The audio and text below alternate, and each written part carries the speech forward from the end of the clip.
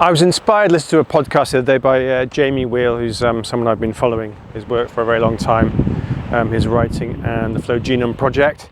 And he talked about something that's really close to me and often come up against it, I suppose, is, well, what's the point of being optimal? What's the point of being in flow?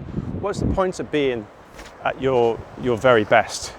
And he talked about this idea, this circle I've got here, and this is not his drawing, this is kind of my interpretation, of being at your core. If that's your core and your center, grounded, centered, authentic, relaxed, who you are, in touch, whatever you call that core, that's the point. And sometimes you've got to use that flow and performance to get back to it.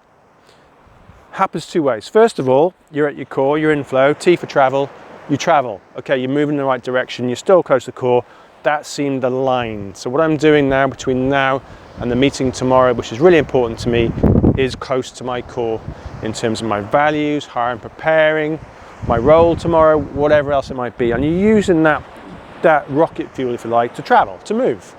Great. And then two other arrows, and they're not really bad deal breakers, but the first one is the D, is the dampen, which is almost like downplaying.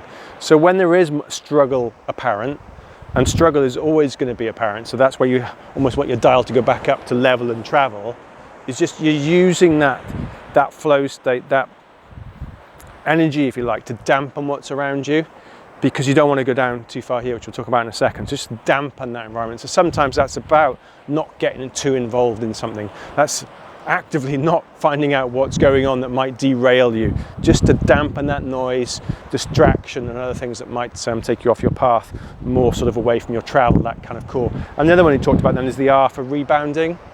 So the middle one's a bit harder to kind of map out, really. It's a bit of the grayer area, but this one is around when you need to rebound. Well, you could use those resources, those values, that flow state to rebound. And probably can't see it here, I don't mean it's like a straight drop. There's always a bit of travel with that. There's always a bit of forward movement in a rebound. That bounce back ability, that fail forward stuff, you'll see a lot around resilience. Another R word could be in there as well, about being resilient. So you use that flow state to get back to your core, to rebound from something. And that might just be, the dial just goes back up, dampen some stuff, keep away from those distractions to get back to that direction of travel, which comes from that core place. So that's why you need to be in flow. That's what you use it for. If it's at your disposal, yes, of course. Oh yeah, unicorns and rainbows, travel, movement, okay.